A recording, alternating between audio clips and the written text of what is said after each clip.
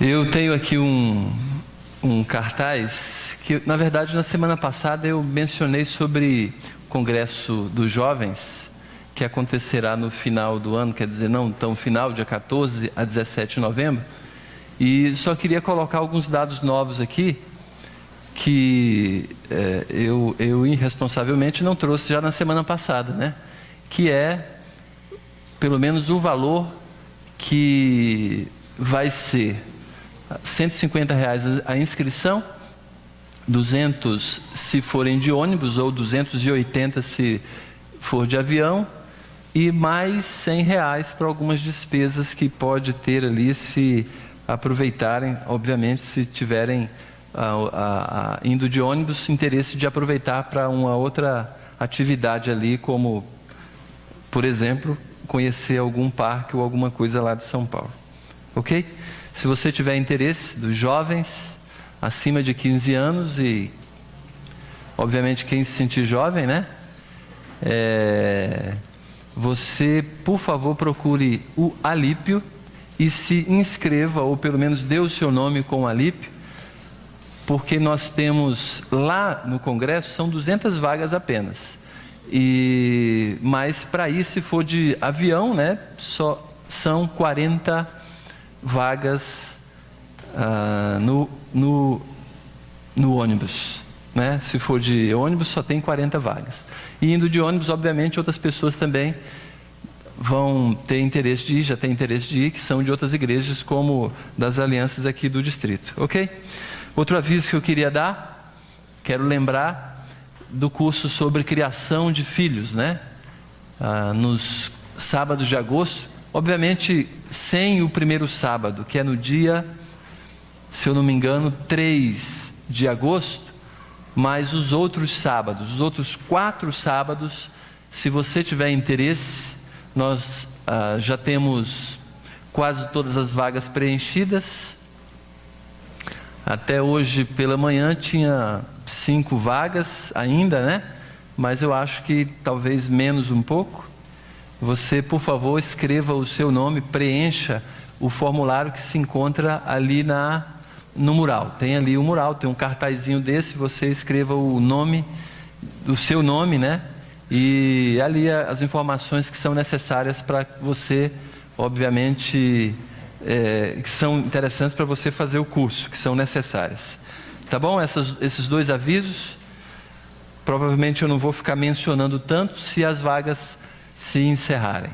Se você tiver alguma pessoa que não é do nosso meio, não é da igreja, tiver interesse de fazer o curso, você pode apresentar esse nome também, ou obviamente procurar de antemão se essa pessoa tem interesse, confirmando o interesse, ou você me procure, mesmo que as vagas sejam terminadas ali naquele formulário, você pode me procurar.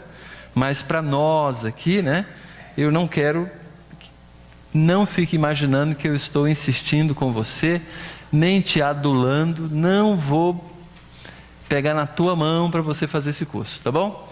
Se você quiser, é um investimento de tempo, de dinheiro também, porque a gente precisa custear algumas coisas, principalmente os cuidadores das crianças que ficarão, porque os pais poderão trazer as crianças para serem cuidadas por outras pessoas, e também teremos uma dinâmica, algum material que vai precisar de recursos, isso é um investimento, ok?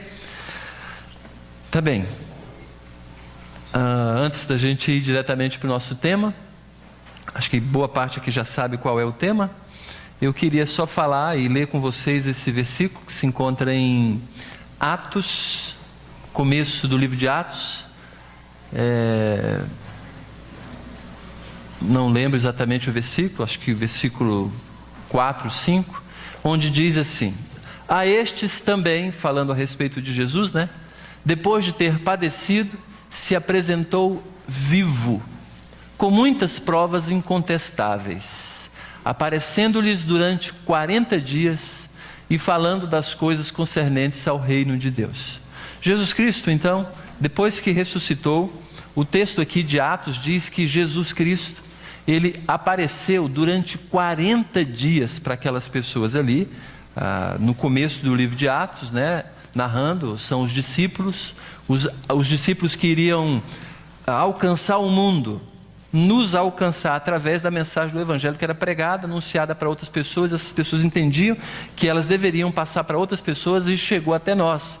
Não como um fim, mas chegou até nós para que a gente também continue proclamando para que alcance as pessoas que ainda não foram alcançadas. Mas uma das coisas que mais me chama a atenção nesse texto aqui, espero que chame a sua atenção também, se não chamou, eu quero que fazer pelo menos avultar na sua atenção, o que Lucas escreveu aqui falando de que depois que Jesus padeceu, quer dizer, sofreu, morreu na cruz e ressuscitou, Jesus se apresentou vivo.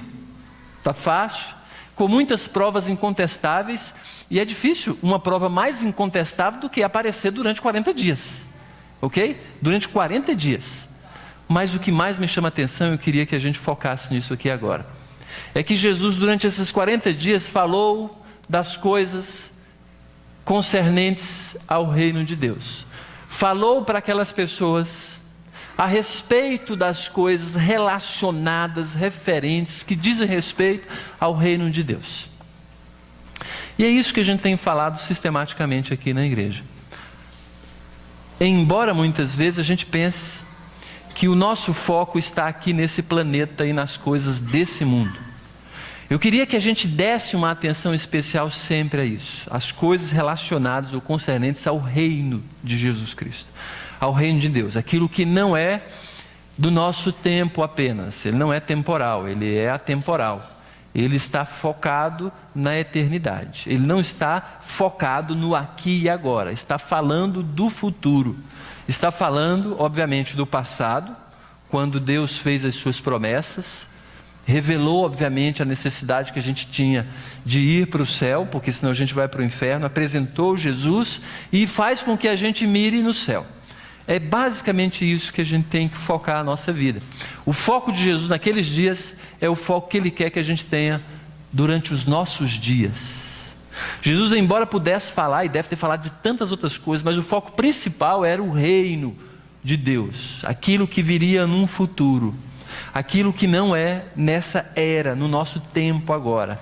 E a gente, sem dúvida nenhuma, tem que focar a nossa vida no reino também. Senão a gente perde nossa razão de existência. Deus seria, eu não sei se teria um outro nome para isso, mas seria mal até, se Ele nos apresentasse a salvação, fizesse com que a gente entendesse a salvação, e de castigo, colocasse a gente de castigo, mantendo a gente vivo. Porque seria tão bom a gente pensar assim, ou a gente descobrir, olha, se eu entregar a minha vida, se eu receber a salvação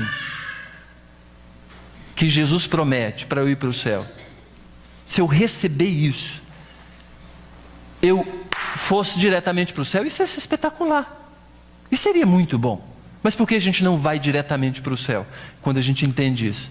É lógico que nós temos algo para fazer ainda aqui. Temos que focar no reino. Nós não fomos salvos apenas por nós, ou para nós, mas para cumprir uma agenda que é uma agenda de Jesus Cristo. Levar o Evangelho a outras criaturas. Fazer esse Jesus ser reconhecido e conhecido noutros lugares, por outras pessoas também. Por isso que a gente tem que viver a nossa vida no trabalho, na escola, na igreja, na rua, nos nossos familiares, falando do reino de Deus, ok? Senão a gente vai brigar com os nossos familiares, nosso marido, nossa esposa, nossos filhos, focando só no aqui e agora. A gente vai estudar pelo curso em si, a gente vai ser um profissional, seja médico, seja bombeiro, seja policial, seja advogado, seja funcionário público de qualquer nível, seja enfermeiro, seja pedreiro, seja secretário, seja o que for, pelo simples trabalho.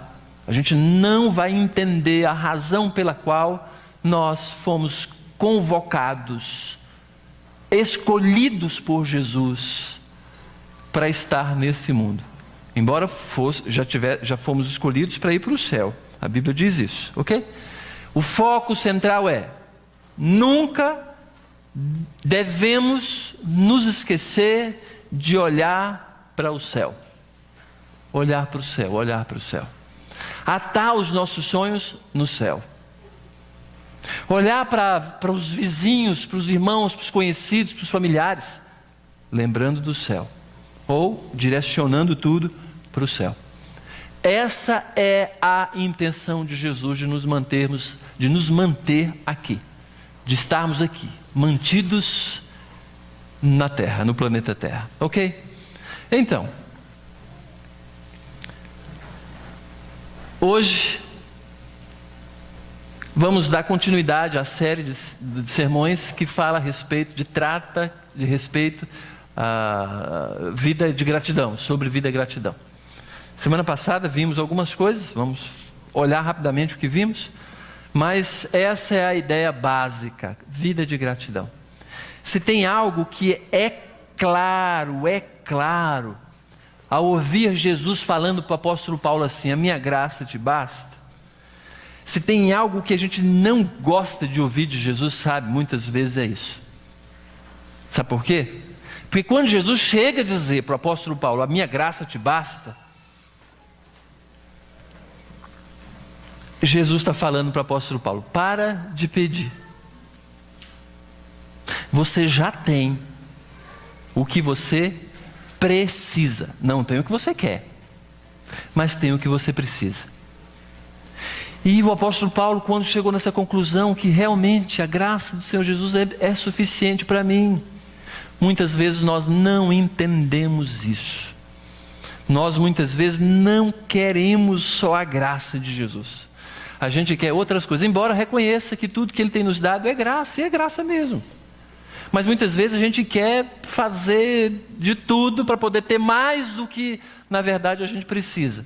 E nós temos tanta coisa, muito mais do que aquilo que a gente precisa. Se a gente fizer verdadeiramente um limpa na nossa vida, a gente vai perceber que a gente tem muito mais do que a gente precisa.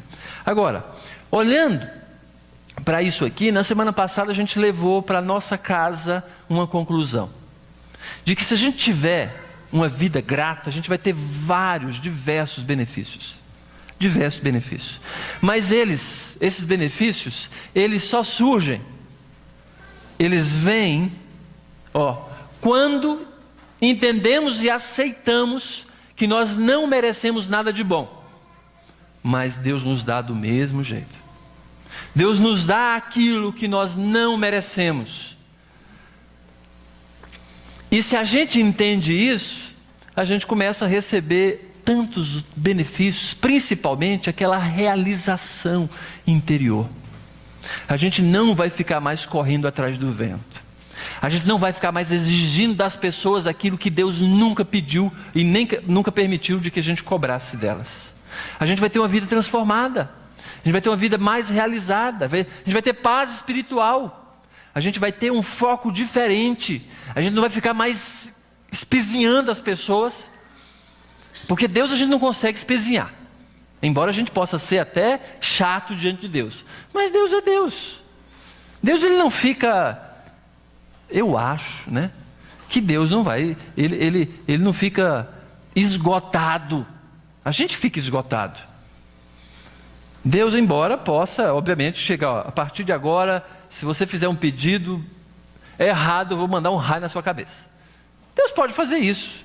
E às vezes talvez até faça em algum lugar do planeta. Mas Ele não fica, não é porque Ele está esgotado. Porque Deus não cansa, Deus não se esgota, né? Mas Deus dá um limite. Até aqui eu vou com você. A partir daqui você vai sozinho, né? Agora, olhando para isso aqui, que a gente viu na semana passada. E a gente viu mesmo, né? Que a gente precisa aprender algumas coisas bem claras. A crença, isso aqui não é bíblico, é uma pessoa que falou com base, obviamente, no conceito bíblico. A crença de que você é aceito por Deus, por absoluta graça, quer dizer, o que é absoluta graça? Imerecimento. Por você não merecer, absolutamente nós não merecemos mesmo. Que você é aceito por Deus, por absoluta graça, não é porque você fez nada de bom. Não é porque você de alguma maneira mereceu. É profundamente humilhante, e não é mesmo? Se tem alguma coisa que nos humilha, sabe o que é? É a gente saber que a gente é um zero à esquerda, no que diz respeito a alcançar o favor de Deus, de que a gente é um verme. Ao reconhecermos que nós não somos nada, não afetamos o coração de Deus, isso nos humilha. Eu vi um vídeo essa semana que alguém me mandou. Eu fiquei surpreso onde está chegando os evangelhos no Brasil, os evangélicos no Brasil. Como já falei, eu não tenho vergonha do evangelho, mas cada dia que passa, eu tenho mais vergonha dos evangélicos. A gente está no mesmo pacote. A gente está no mesmo pacote. Mas quando você vê, o negócio sai na internet, qualquer pessoa tem acesso. Um vídeo de acho que 15 pastoras conduzidas, 15, sei lá, 10 ou 15, não sei, talvez seja 12, mais uma bispa, subindo um monte de joelhos, com os pedidos de uma igreja, de um monte de gente, obviamente, que pediu, levando nas costas aquele pedido. Eu não consegui ver aquele vídeo todo. O vídeo talvez era 9 minutos, mas eu vi algumas cenas ali e eu fiquei abismado e chocado. Primeiro, por conta de toda aquela ideia da pessoa subir como um sacrifício para poder ganhar a bênção do Senhor. Pior do que ficar pagando promessa, que a gente tanto critica os católicos. Pior mesmo do que ficar pagando promessa, porque ela está dizendo ali que estava fazendo um sacrifício. Ao final, porque eu adiantei ali o negócio para poder ver só o final, estava algumas mulheres ou pastoras ali testemunhando, né? E teve uma que falou assim: cada dor que sentimos durante essa subida foi uma dor que Deus removeu da sua vida. Eu fiquei chocado com isso. Ela, a crista, estava se colocando no lugar de Jesus, naquele sacrifício que ela estava fazendo.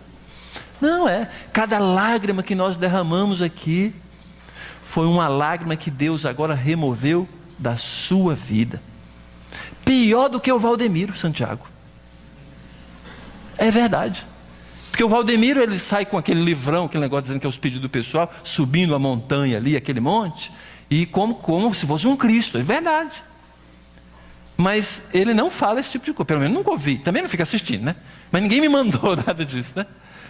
Mas ela em particular, aquela senhora, junto com a bispa lá, estava dizendo isso. Eu fiquei envergonhado. Aparentemente estava levando, sabe o quê? Um kit beleza. Eu não vi até o final, mas o camarada tinha comentado aquilo que estava lá, um kit beleza. Porque o sacrifício que ela estava falando também é para que as mulheres ficassem bonitas, belas. Eu já ficava assustado quando ouvia no passado aquelas orações de poder que as pessoas falavam assim: vou orar agora e pode segurar a saia, pode segurar a calça, você vai emagrecer. Eu já ficava assustado. Agora, prepara o espelho. Você vai ficar belo, vai ficar bela. Gente, isso é trocar o reino por esse mundo. Não estou falando que é ruim ficar bonito. Eu não sei o que é ficar bonito, mas eu não estou falando que é ruim. O fato, gente, você acha que Jesus Cristo morreu na cruz para você ter um olho azul? Fala.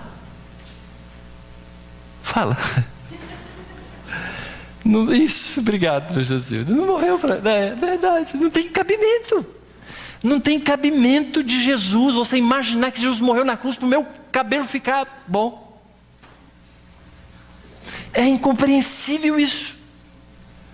Mas o foco, muitas vezes, do grupo evangélico que tem espalhado pelo Brasil, porque isso chama atenção, sabe o que é? É o temporal, aquilo que as pessoas querem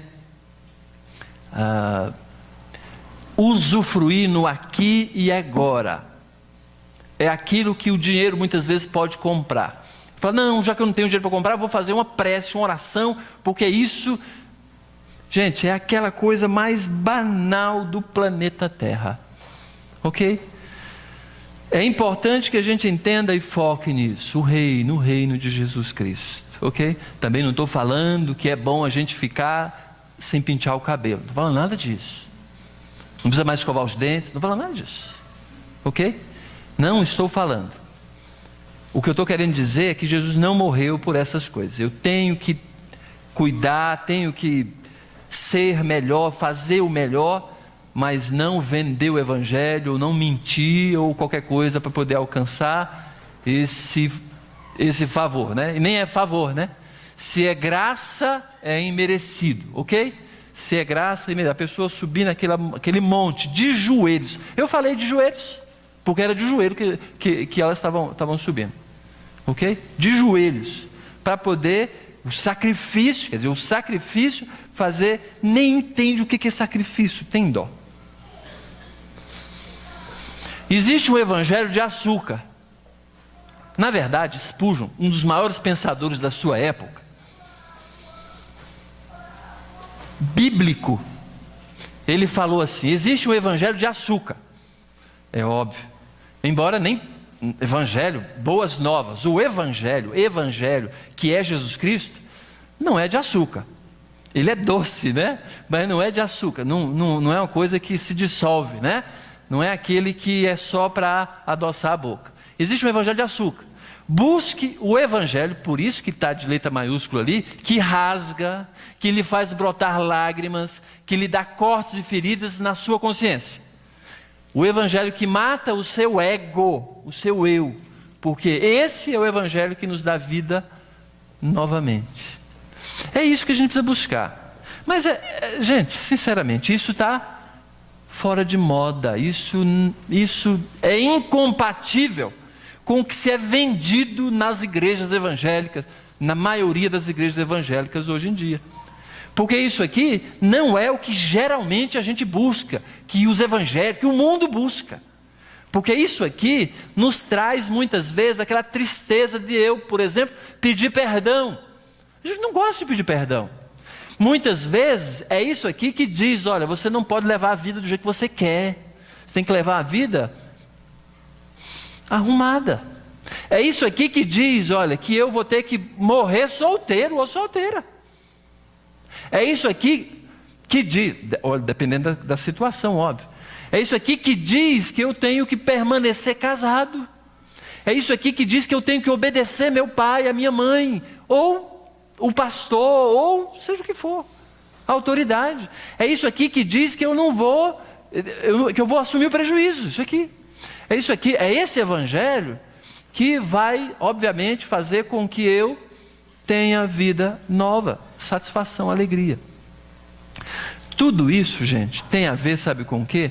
A gente preparar o nosso coração para o que a gente tem visto semana passada e vamos ver novamente.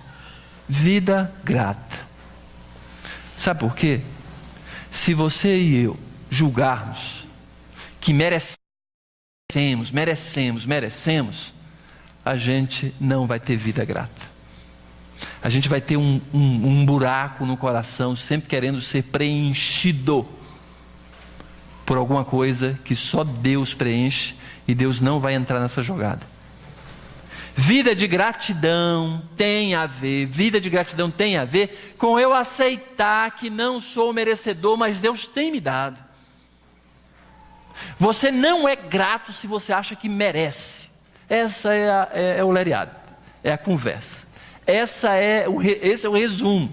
Se você acha que merece, você não, a única coisa que você vai fazer é apenas dizer: ah, tá bom, fiz por merecer mesmo. Mesmo que abra a boca dizendo obrigado. Hoje nós vamos ler um texto que nos constrange. Você já deve ter se perguntado: por que eu não sou tão grato como deveria? Por que você não ama mais a Deus? Jesus mesmo fala, né? Aquele que me ama, né? Ele vai me obedecer.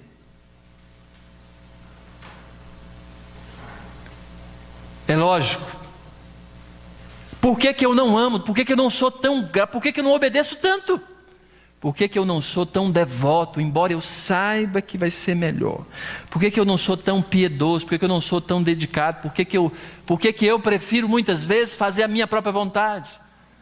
Por que muitas vezes eu prefiro e vou arrumar desculpa de ser a mesma pessoa durante tanto tempo?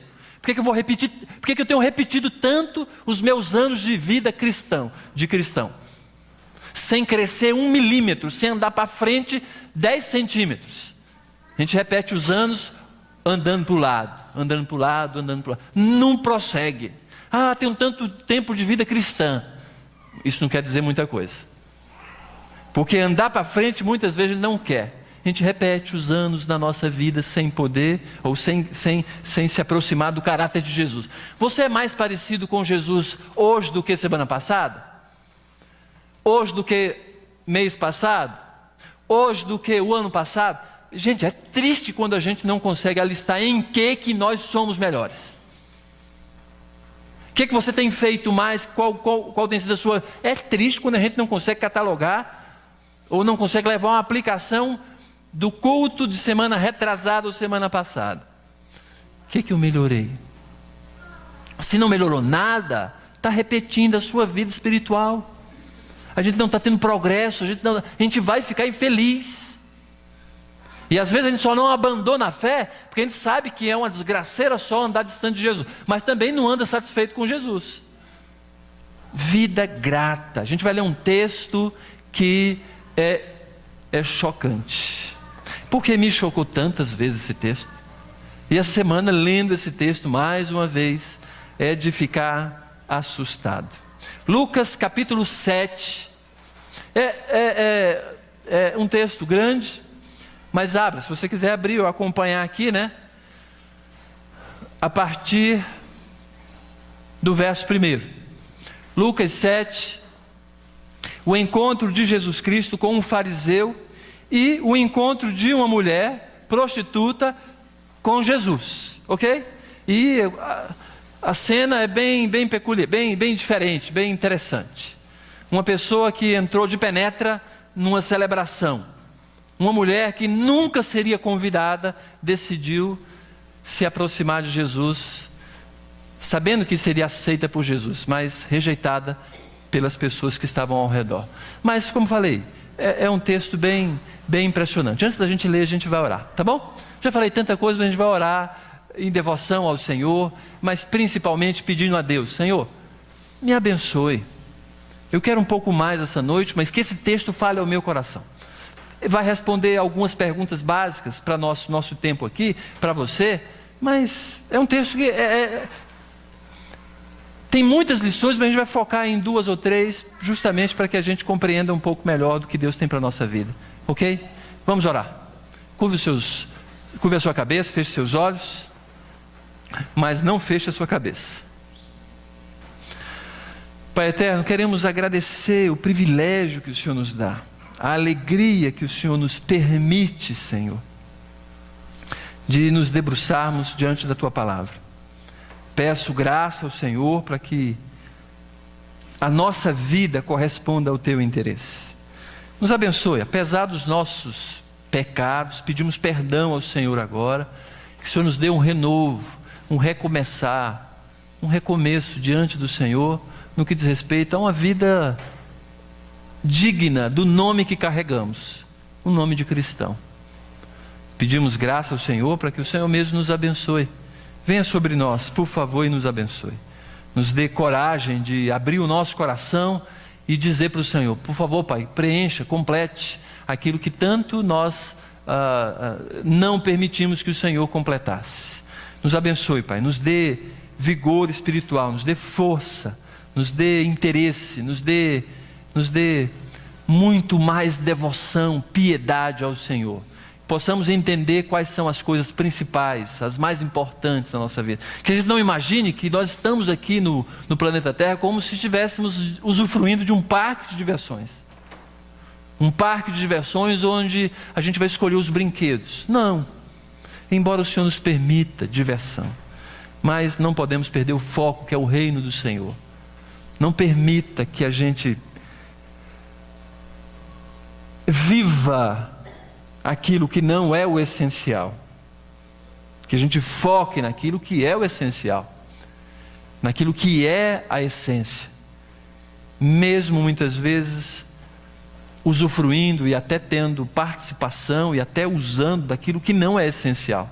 Mas não permita que a gente gaste a nossa vida naquilo que é supérfluo, Senhor. Por favor, não permita. Nos abençoe, nos dê entendimento da Tua palavra. Por favor, nos abençoe neste momento, em nome de Cristo Jesus. Amém. Ok, então vamos ler o texto. Convidou um dos fariseus para que fosse jantar com ele. Olha só, um fariseu chamou Jesus para jantar. Não era uma coisa muito comum, porque o fariseu, ele na verdade era contra Jesus. O fariseu era aquele camarada que olhava para Jesus e ficava com uma lente, com uma lupa, querendo encontrar em Jesus falha, para poder condenar Jesus, porque sabia que Jesus tinha uma retórica diferente das dele, das retóricas deles. O fariseu era aquele que se vestia de espiritual, e Jesus era espiritual. O fariseu é aquele que se maquiava como gente de autoridade espiritual, mas Jesus era a própria autoridade espiritual. Então tinha um embate do fariseu com Jesus. Alguns fariseus até atenderam ao chamado de Jesus, mas a grande maioria não queria saber de Jesus. Aí aqui esse chamou Jesus para jantar. A gente não sabe qual a intenção. Certamente não conhecia e não admirava Jesus como deveria admirar, mas chamou Jesus ou para verificar Jesus, ou para conhecer um pouco. E é bom, Jesus foi para ser conhecido. Jesus fazia isso com facilidade. Jesus, entrando na casa do fariseu, tomou lugar à mesa. As pessoas só chamam as outras para jantar em casa quando quer um pouco mais de intimidade. Sempre foi assim. Você não chama para jantar em casa o inimigo, a menos que você envenene a comida, a menos que você realmente queira matar a pessoa. Mas intimidade com alguém que de alguma maneira vai jantar na sua casa, você obviamente não quer com qualquer pessoa, ok? Aqui, veja só. E eis que uma mulher, na casa do fariseu, olha só, uma mulher da cidade, pecadora. Olha só que termo que usa para mulher, pecadora. Todos somos pecadores, mas esse termo era prefigurado, ou figurava uma pessoa que era conhecida na cidade como alguém de má índole, prostituta, mulher da vida, ou como a pessoa fala de qualquer outro termo aí, né? Era aquela mulher. Olha só. E eis que uma mulher da cidade, pecadora, sabendo que ele estava à mesa na casa do fariseu, levou um vaso de alabastro com unguento. Um vaso de um tipo de pedra, um vaso caro, até o vaso era caro, com um tipo de óleo perfumado. Ok? E estando por detrás, aos seus pés de Jesus, chorando, regava-os com suas lágrimas e os enxugava com os próprios cabelos. E beijava-lhe os pés e os ungia com unguento. Coisa interessante. Uma mulher chegou por trás de Jesus. A gente fica pensando assim, nossa cultura ocidental, a pessoa sentada na mesa, não é isso? Perto para comer, e a mulher chega por... Nada disso. Ao sentar à mesa, ou estar à mesa, Jesus estava reclinado, porque era assim, a mesa era baixinha.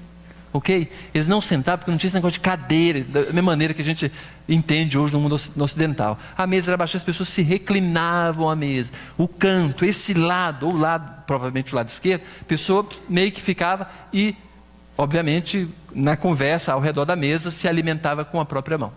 Ok? Então era lógico que as pernas ficavam mais para trás.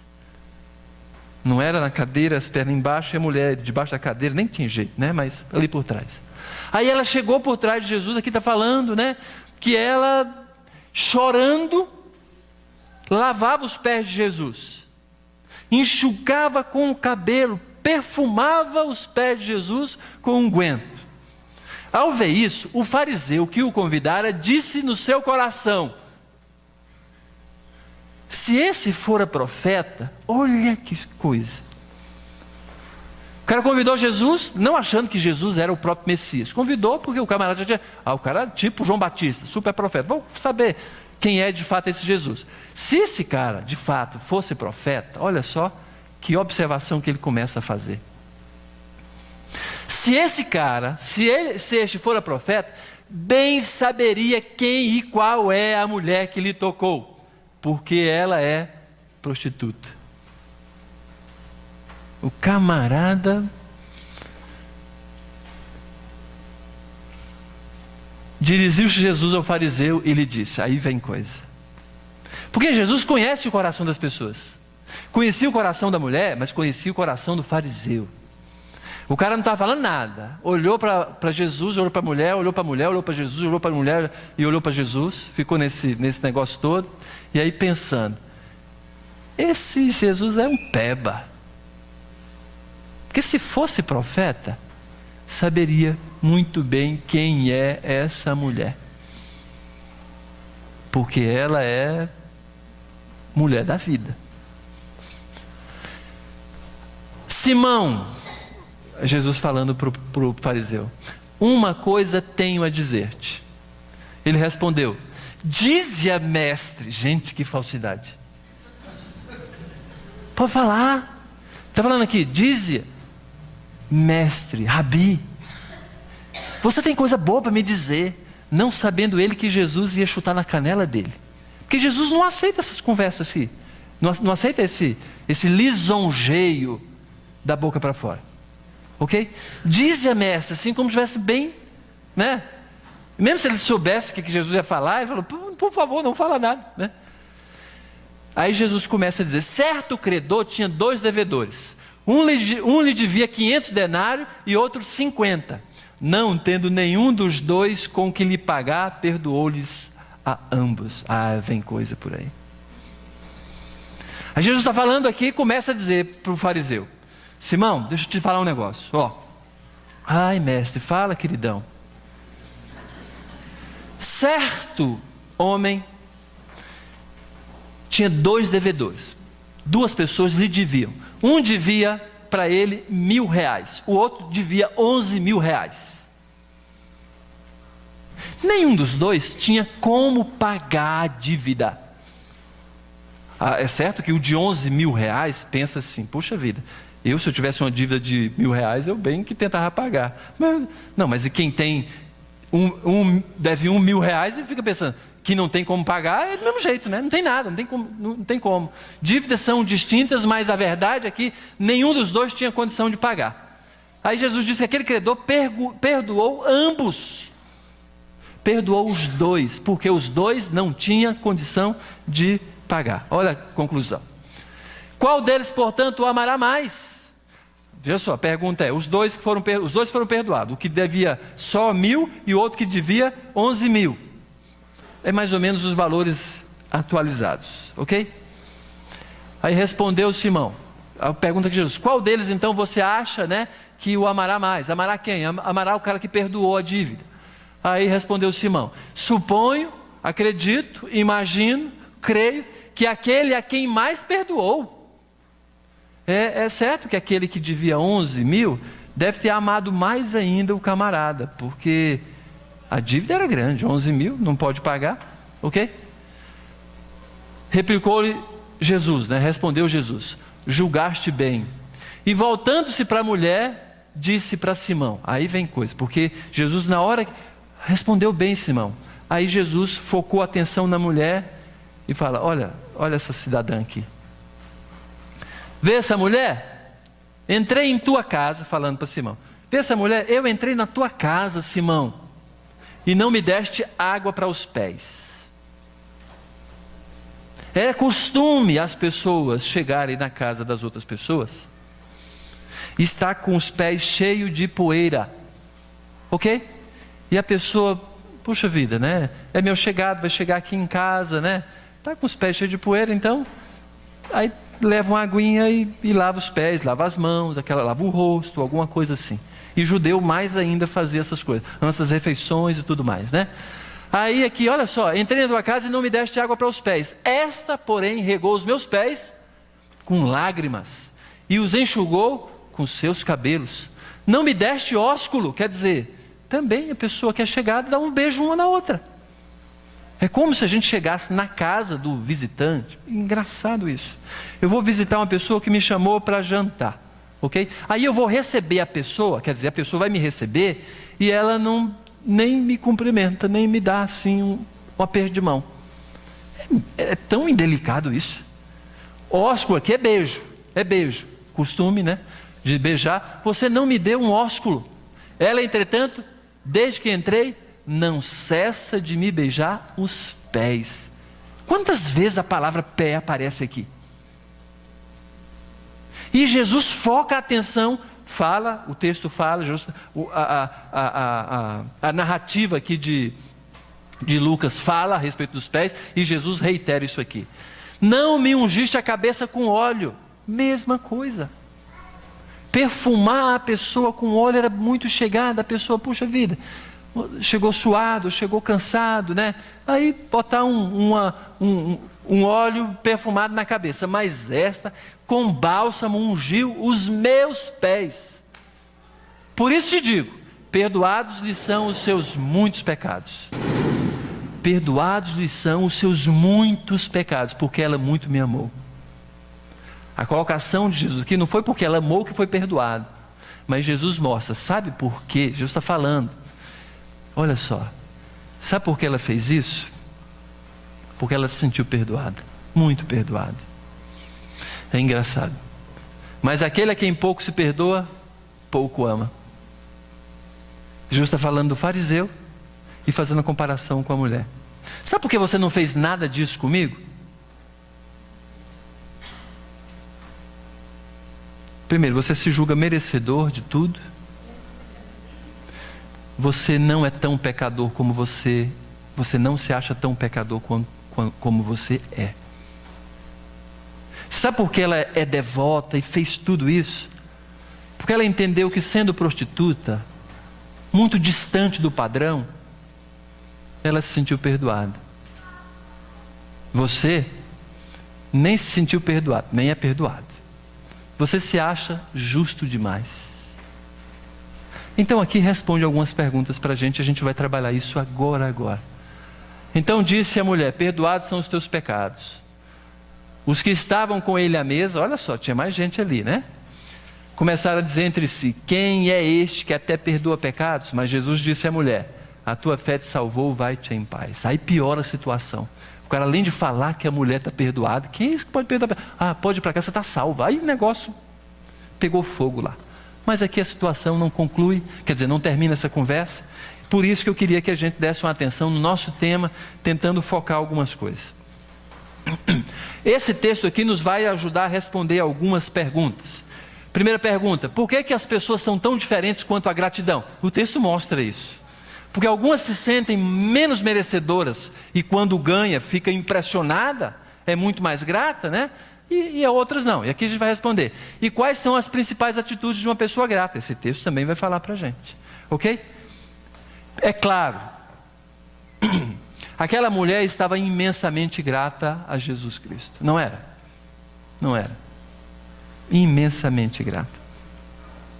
Por isso, então, a gente pode começar tentando avaliar por que as pessoas são tão diferentes quanto à gratidão. E a resposta já está dada. O texto já nos apresenta. Aquele a quem pouco se perdoa, pouco ama. Sabe, quando eu li esse texto, eu estava numa crise assim. Por que eu não amo tanto a Jesus como algumas pessoas demonstram amar Jesus? A minha conclusão foi muito rasteira e muito rápida. É porque eu estou me achando muito justo.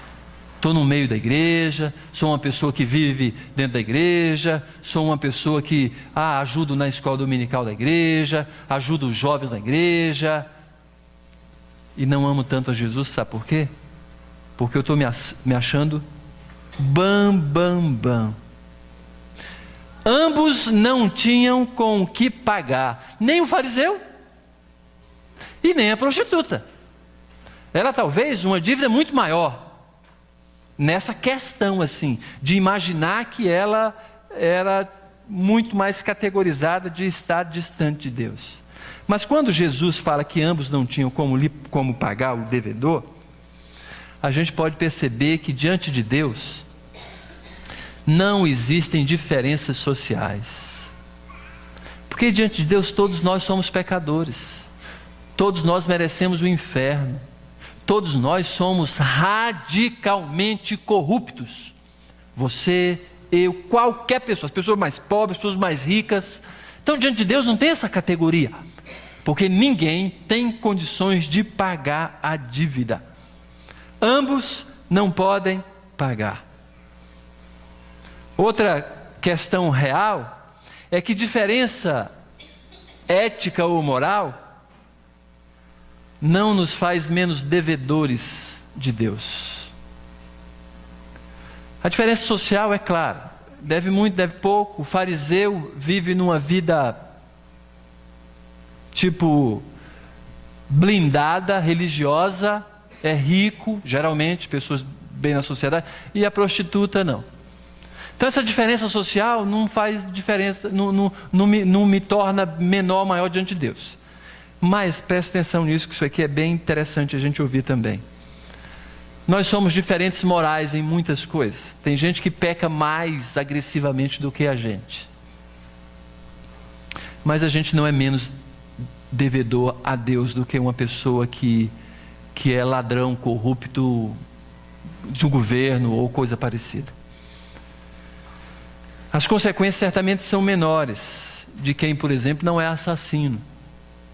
Mas não nos torna menos devedores diante de Deus. O nosso pecado, a nossa condição pecaminosa nos torna merecedores do inferno, e Deus mesmo assim,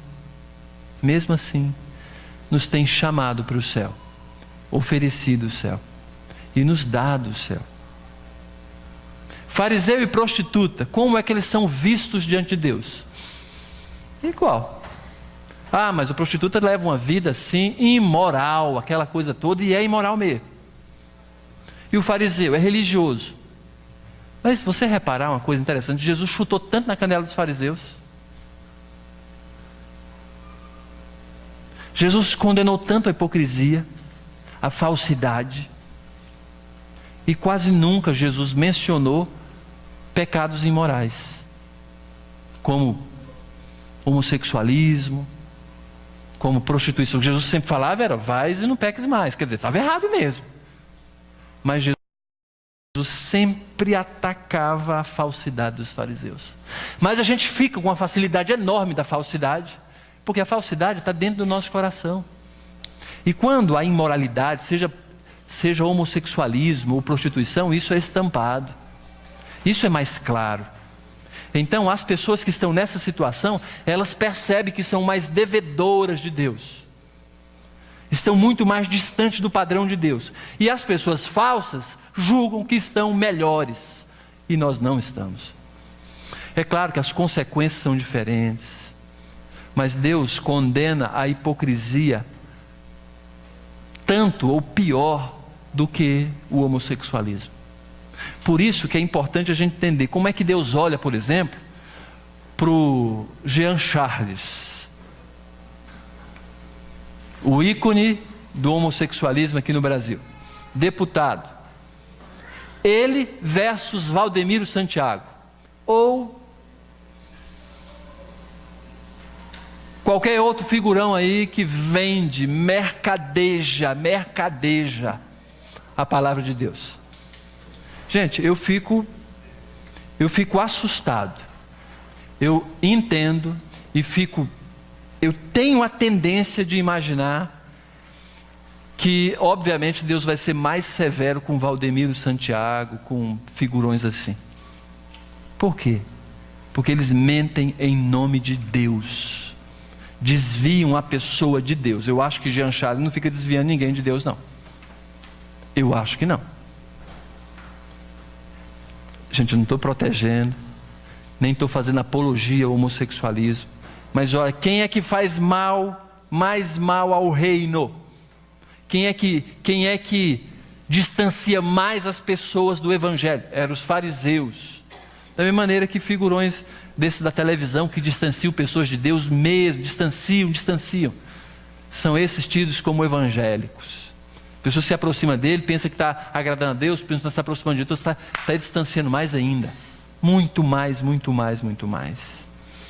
A diferença está em pergunta, né? Por que as pessoas são tão diferentes?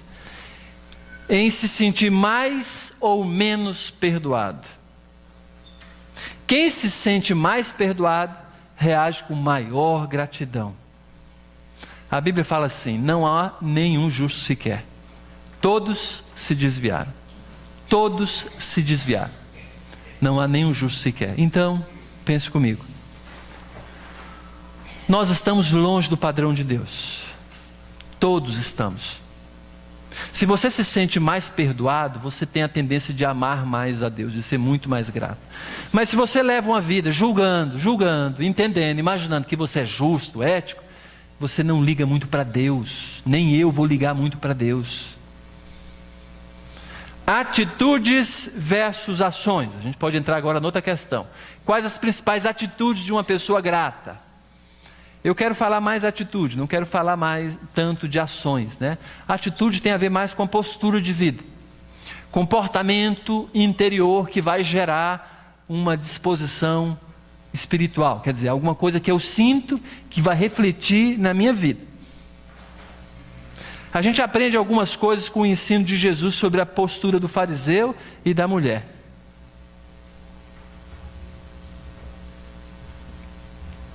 A primeira atitude que eu vejo, uma das atitudes que eu vejo, é de que é difícil uma prostituta se considerar melhor que outra pessoa.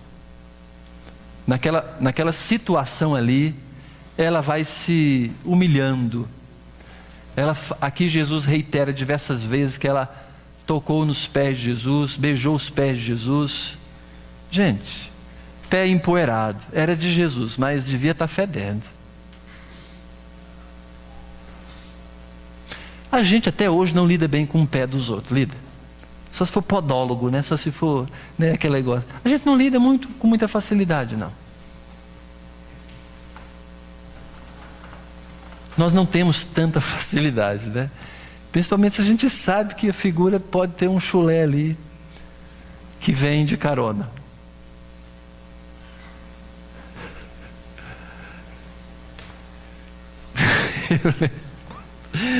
Eu estava lembrando da situação aqui.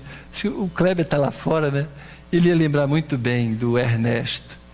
Ernesto foi um senhor bêbado que chegou possesso e bêbado aqui na igreja quando a gente era jovem aqui. Quer dizer, o Kleber era male saindo da adolescência, eu acho, né? E algumas pessoas foram ali tentar segurar o cara para não entrar, né? E ele estava possesso, eu estava pregando, fui lá, mas cheguei lá, estava o Kleber, a Cláudia Vidal, e mais duas pessoas, eu acho, né? E tinha gente, porque esse possesso, ele chegou aqui na igreja, né? Com cheiro de bebida, aquele estilo mesmo de bebum mesmo, né? De morador de rua. E as pessoas, é lógico, todo mundo inexperiente, né? Eu estava no seminário, eu acho, tinha passado o primeiro ano lá, isso quer dizer, 1991, para 90, já tem muito tempo. E aí quando cheguei aqui, pregando nos jovens, aí aconteceu o furdúncio ali fora. Aí parou um pouco aqui, eu fui lá. Mas uma das coisas que o Kleber lembrava pro Agner, né? Lembrava que o Agner estava segurando o pé do Ernesto. Então isso foi assim um negócio assim, parece que foi categorizado assim como o pior dos piores. Segurar o pé daquele camarada, né? Ficar segurando naquele pé. Porque essa é a situação mesmo. Pé não é nada muito de luxo.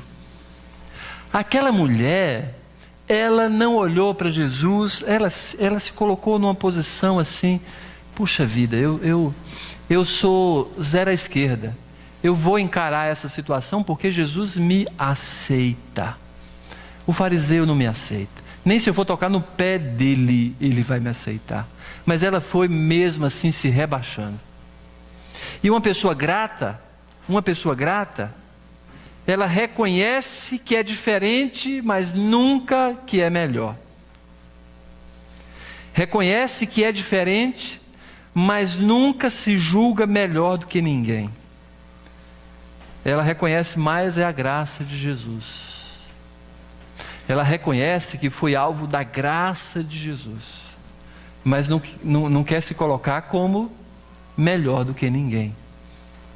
Se você se acha melhor do que alguém, você certamente está se achando merecedora de Deus, merecedor de alguma coisa, merecedor de alguma coisa de Deus, e você não é.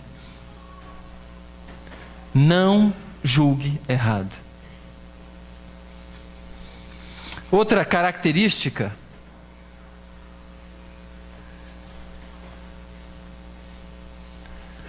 é que uma pessoa prefere ser natural e espontânea, uma pessoa que é grata a Deus. Ela vai ter uma disposição de preferir ser uma pessoa que não disfarça, prefere ser natural e espontâneo, igual aquela mulher. Igual aquela mulher. E não maquiar, e não fingir que não é igual o fariseu. Porque o fariseu não era grato, se sentia justificado, se sentia melhor, se sentia maior. Mas aqui a gente vê uma cena totalmente diferente. A pessoa, obviamente, prefere e vai preferir mesmo ser natural e espontâneo. Não estou falando que vai chutar na canela de ninguém. Não, eu sou assim mesmo, eu sou transparente. Transparente muitas vezes é agressivo. Não, Deus não quer que a gente seja agressivo. Mas a pessoa vai preferir ser... Porque muitas vezes a pessoa diz que é transparente só para maltratar as pessoas, mas não é transparente para poder mostrar quão ele é corrupto e quão é distante de Deus. O quanto não lê a Bíblia, o quanto não ora, o quanto não é piedoso, o quanto não mostra os seus pensamentos. Fala muitas vezes que é natural, espontâneo, para poder maltratar as pessoas. O fariseu chega e fala assim: dize-o, mestre. Falso. É falso. Enquanto a pessoa grata, ela é espontânea e natural. E outra atitude de uma pessoa que é grata é que ela expressa a sua fé de forma que as pessoas vão ver a sua fé. É fato que a gente não pode dizer que ama a Deus e odeia o seu irmão. A Bíblia mesmo fala isso. Não posso dizer, que amo a Deus e odeio o meu irmão. A Bíblia fala, João fala, João 4 fala de que eu sou mentiroso se digo que amo a Deus e não amo o meu irmão. Mas eu expresso visivelmente a minha fé. Olha que coisa interessante. Aquela mulher, ela foi até Jesus, expressou visivelmente a crença de que Jesus aceitava ela naquela situação. Eu sou pecadora, estou arrependida, e Jesus, puxa vida, eu estou grata a Jesus. Jesus, Ele me perdoa de toda essa vida avacalhada que eu tenho levado. E Jesus perdoa mesmo. E a pessoa se sentiu perdoada. O que eu faço para agradar esse Jesus? Eu vou beijar os pés de Jesus. Se foi e beijou mesmo. Expressa visivelmente a sua fé. E eu queria terminar com algo que para mim é talvez uma das coisas mais fortes nesse texto. Eu queria chamar vocês a atenção para isso.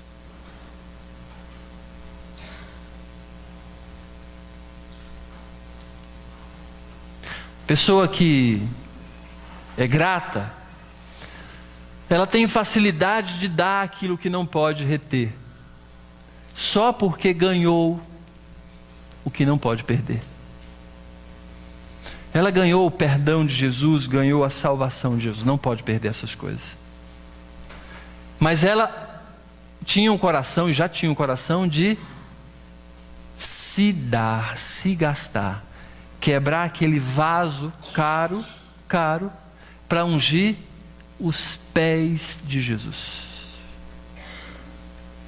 para perfumar Jesus Cristo.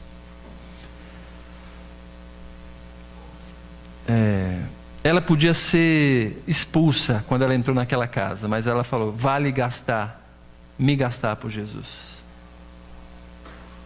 Às vezes a gente não quer se gastar por Jesus. Sabe que eu fico às vezes surpreso, até comigo mesmo, Deus não fica surpreso comigo quando a gente fica calculando ajudar uma pessoa que a gente reconhece que deve ser ajudada. A Bíblia chama isso de avareza. Na verdade, fazendo um estudo sobre isso aqui, essa semana eu descobri que nenhum líder pode ser avarento. Nenhum líder pode ser avarento. E o que é avarento? A Bíblia fala de que a avareza é a pessoa reter aquilo que não deveria reter. Lembrei basicamente de dízimo, por exemplo. Embora tenha tantas outras aplicações, embora muitas pessoas podem dar tantas desculpas para não ser um dizimista, a Bíblia chama isso tão somente de avareza. A mulher gastou do que tinha. Por quê? Porque estava grata. Agora eu vou falar, a gente fala pouco aqui na igreja sobre essa questão, né, de dízimos, da obrigação do cristão, porque a gente muitas vezes tem aquela preocupação de não ser catalogado como aqueles que passam o culto todo falando sobre dízimo e oferta. E as pessoas saem assim, exploradas, apanham para poder, de alguma maneira, dar dízimo e dar oferta. Eu também não posso ser negligente de deixar de falar isso. Todo cristão tem que ser um dizimista. E para lhe facilitar a vida, eu quero dizer o seguinte: você necessariamente não precisa dar o dízimo aqui. Não precisa. Mas tem que dar numa igreja. É verdade. É lógico que eu vou suspeitar. Se você dá o dízimo noutra igreja e não dá aqui, eu quero saber qual a razão. Será que não confia na administração da igreja? Ou acha que não há necessidades? Eu gostaria de saber. Mas pense, para você não ficar imaginando que eu estou extorquindo, explorando, dizendo que o bis agora virou Valdemiro. Não. Edi Macedo Nunes de Lima. Não quero que você pense isso. Por isso que eu falo, dê então em outro lugar. E pode até frequentar outra igreja. E vai para lá. Mas o que você não pode fazer é deixar de dar o dízimo, porque senão você não está sendo um cristão maduro. Você está dizendo que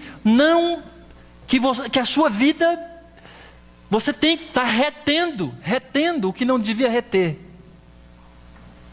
Mas vale a pena a gente investir nessas coisas. Então vamos considerar aquilo que Deus quer que a gente, olha só, esse texto aqui, para a gente terminar, né? Porque de dentro do coração dos homens é que procedem os maus desígnios, a prostituição, os furtos, os homicídios, os adultérios, a avareza, malícia, o dolo, lascívia, inveja, blasfêmia, soberba, loucura. Todos esses males vêm de dentro e contaminam o homem. Sabe o que mais me surpreendeu aqui? Foi que a avareza está listada junto com prostituição, furto, homicídios, só coisa pesada, ou não? Só negócio assim que faz a gente ficar tremendo. Então, imagina como é que Deus enxerga a avareza. A avareza aqui é reter aquilo que não deveria reter, é querer ter mais do que deve. Ok? Às vezes a pessoa fala, é avaro porque não compra um doce. Às vezes é isso mesmo. Aí deveria comprar o doce, um docinho de amendoim. Né? Deveria, às vezes. Mas o fato, sabe o que é? O fato é que a gente é avaro no dízimo e nas ofertas. Aí eu poderia até falar o seguinte: ou falta fé, ou falta cérebro. Porque a pessoa que lê a Bíblia não consegue fugir dessa responsabilidade.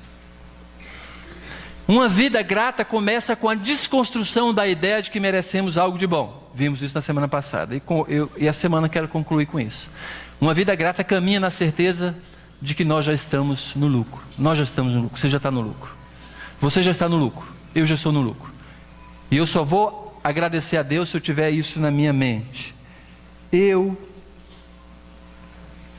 vou entender melhor que a minha vida tem que ser uma vida de gratidão. Vou caminhar mais, vou permanecer se eu entender de fato que eu já estou no lucro. Ok? Vamos orar.